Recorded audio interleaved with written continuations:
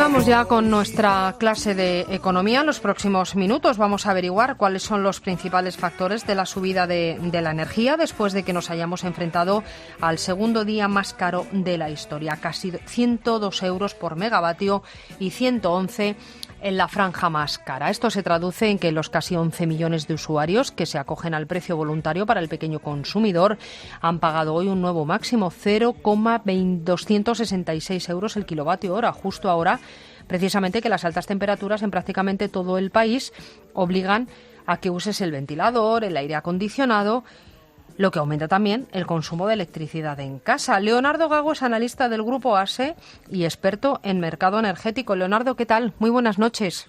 Hola, buenas noches.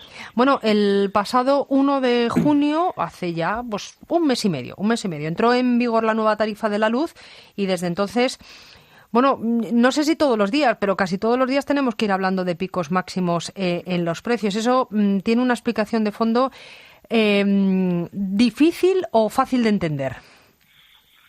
Bueno, al final, difícil o fácil depende un poco de dónde estés posicionado, de eso es situado, ¿no? Uh-huh. A ver, tiene explicación desde el punto de vista de los propios mercados en sí, porque el hecho de la entrada de la nueva tarifa, hombre, yo creo que no ha sido el momento más idóneo de hacer un cambio tarifario en la situación que tenemos, pero no ha sido el causante principal de que el precio de hoy se ha registrado casi 102 y que el de mañana vaya a ser todavía más alto, ¿no? Uh-huh. Tiene que ver con la situación de mercado en sí que hay. Sí. El precio eléctrico tiene o bascula de manera muy importante básicamente sobre el precio del gas. Y porque la manera de construir el precio tiene que ver con la tecnología más cara de generación que ahora está siendo el gas, que es el que marca el precio del resto de tecnologías, ¿no? Entonces ahora tenemos el gas en el momento más caro que ha habido en la historia, sobre todo, bueno, hace como un mes, así quiero recordar que entré con Ángel a comentar un poco algo parecido. Sí. Desde ese momento ahora todavía ha subido más.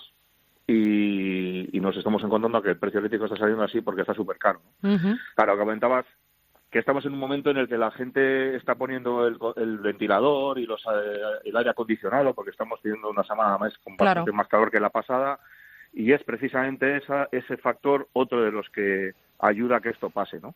Cuanto hay una demanda mayor, al final es lo de la oferta y la demanda, cuanto más demanda, más consumo se produce, más hay que generar y se produce un pico de precio más alto. Uh-huh. Es un poco una espiral que parece que no tiene como fin, ¿no? Es como un círculo vicioso, ¿no? Eso es como la pesca que se muerde la cola constantemente, uh-huh.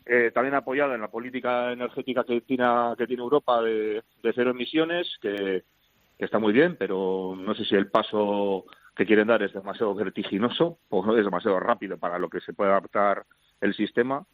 Y nos hemos encontrado en una situación que son unos precios descomunales, ¿no? Y es lo que pasa, simplemente tiene que ver con eso. Claro, pero Leonardo, vamos a ver, el consumo está aumentando, lógicamente, bueno, pues por las fechas en las que estamos, pero no es tan fácil reducir el consumo. Quiero decir, puedes cambiar, o es a lo que nos estamos viendo obligados también a cambiar nuestros hábitos de consumo para intentar poner, bueno, pues quizá los electrodomésticos que más consumen en las horas que son en la tarifa más con los precios más reducidos. Pero en cualquier caso el consumo no puedes dejar de hacerlo. Efectivamente. El otro día hablaba con mi mujer que me decía que me ponía además es que era literalmente, me ponía la lavadora a las 7 de la mañana para que, oye, cuando acabe colgas la ropa, pues, y claro, eso se puede hacer, ¿no? Y de hecho sí que parece que hay una cierta basculación hacia consumos en esas horas, pero no cabe ni la menor duda que en estos momentos. Claro, yo vivo en el País Vasco y aquí el tiempo que hace aquí es una bendición del cielo, pero es que según vas yendo hacia abajo, las temperaturas que son bestiales y es normal que la gente tenga que poner el aire acondicionado a las 12 del mediodía, a la 1 del mediodía, a las 2 de la tarde. Es que no lo va a poner a las 4 de la mañana, es normal. Ese tipo de consumo no se va a poder evitar. Uh-huh. Y claro, y eso provoca que los precios suban mucho y cuanto más consumo, pues más potente. Es que va a ser complicado. Al final, en el recibo de la factura de la luz, ¿qué porcentaje de peso tienen los impuestos? En el recibo digamos del doméstico, sí. El precio del mercado en sí tiene un peso en torno del 35 al 40% aproximadamente. Bueno, eso en la situación actual que vivimos, que el precio está tremendamente caro, cuando es más bajo el porcentaje es un poco menor. El resto tiene que ver con la tarifa regulada de acceso, la de distribución y con impuestos, ¿no? Sí que es verdad que hay bastante más carga de impuestos en la factura doméstica que en la industrial, por decir así, pero tiene un grandísimo peso el mercado eléctrico. El año pasado estábamos en valores de 100, 110, 120, una cosa así. Claro, ahora se ha ido a los 260 que os comentaba antes. Y evidentemente todo no es mercado, pero es que prácticamente 70 euros de esos 130 que hay para arriba es puro precio de luz.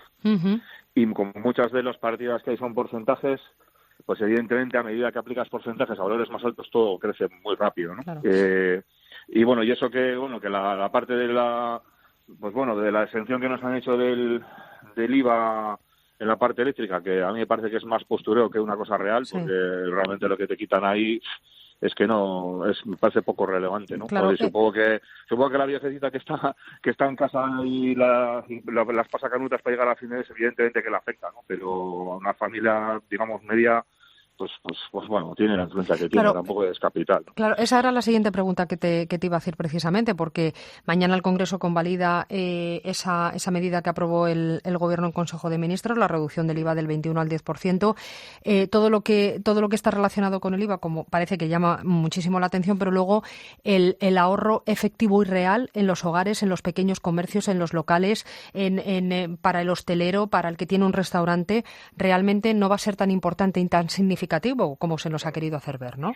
Claro, yo creo que al final, así un poco, para ponerlo, no sé, ponerlo en una relación un poco así como más sencilla de entender, es que yo considero que si alguien no llega a fin de mes por el excedente, o sea, por la reducción que tiene de IVA en la factura eléctrica, es que tiene un problema muy serio. Sí. No es la factura eléctrica. O sea, es que realmente pasa eso. O sea, donde no hay ningún tipo de modificación ni ha habido ningún tipo de, digamos, de guiño de nada, que es en la parte industrial, esa gente sí que está sufriendo de manera tremenda la subida de la luz. En casa, pues hombre, evidentemente yo prefiero pagar 20 euros que 40, sí. pero también tiene el peso que tiene. O sea, la relevancia es la que es. Lo que pasa que, bueno, al final esto todo depende de los grupos de presión que hacen mucho ruido y como hemos dicho muchas veces, el doméstico es el que paga y el que vota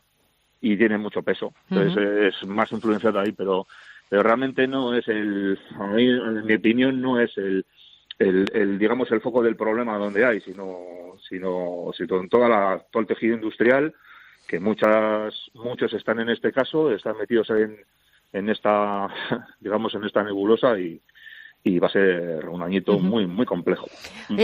Estamos conociendo últimamente muchos estudios sobre la utilización de las placas solares, de la rentabilidad de poner placas solares en casa para ¿ayudaría a evitarnos parte de ese gasto en el consumo energético? Esta pregunta, esta idea, nos ha surgido muchas veces, porque vemos muchas consultas y claro, desde luego, tal y como está el precio, parece que una placa fotovoltaica puede encajar, ¿no? Sí. Cuando estamos hablando del consumo doméstico, es un poco más llamativo porque si no estás en casa, como en mi caso, ¿no? Yo voy a trabajar a la oficina y vuelvo a la tarde, ¿no?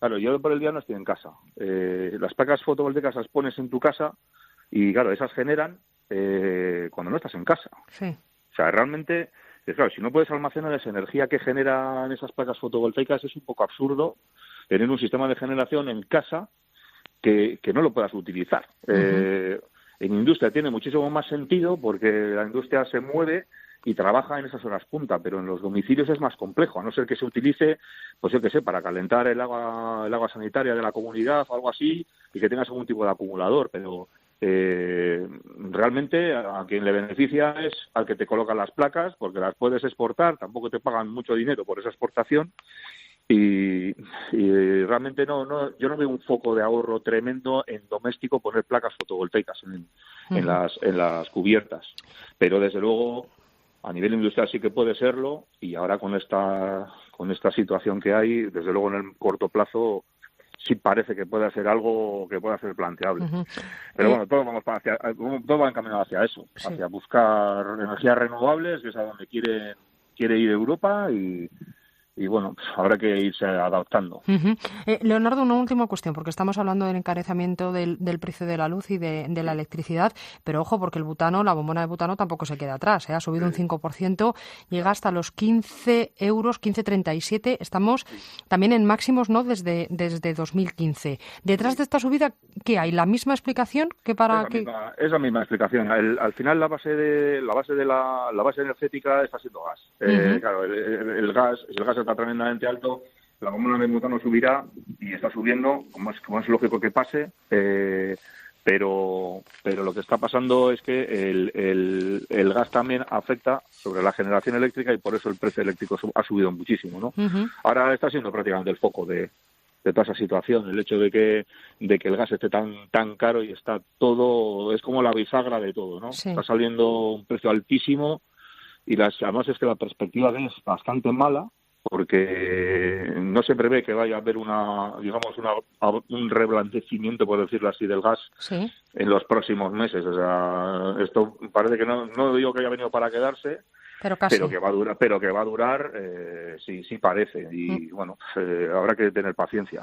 O sea que de aquí a final de año entonces seguro que vamos a tener que hablar de más máximos históricos y más máximos del año y de las últimas 2 décadas, ¿no? Sí. Es posible que se pueda repetir. El verano va a ser bastante duro. En invierno ya pueden entrar otros condicionantes, porque viene el tiempo es peor, y puede haber más entrada del viento, que puede ablandar un poco la situación o digamos amortiguarla, pero la verdad es que a nivel de las bases, que son emisiones de CO2, están altísimas, y el gas pues no aventuran a ver nada bueno, nada positivo, al menos aparentemente, de aquí a unos meses. Habrá que tener paciencia. Sí, eso, habrá que tener paciencia y cuidar la cartera también. Efectivamente, agarrarla bien, por si acaso lo levantan. Leonardo Vago, analista del Grupo ASE y experto en mercado energético. Gracias, como siempre, por estar aquí con nosotros en la linterna estos minutos. A vosotros. Un abrazo fuerte. Hasta pronto.